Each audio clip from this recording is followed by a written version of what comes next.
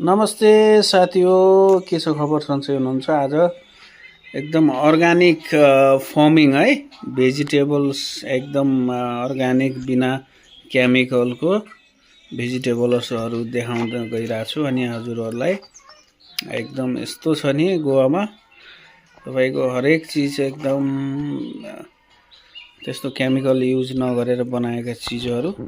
यहाँ हेर्नुस्, यो तनेबोरी छ। अनि तपाईको यहाँ थिन यो मुला भयो, यो मुला उत्पादन हुँदैछ, एकदम टाइम भएको छ। अनि यो सबै मुला हो। अनि तपाईलाई फेरि यता कद्दुको बुटा पनि भर्खर लगाएको छ, गजब भएको छ। अनि धनिया हेर्नुस्, अर्ग्यानिक।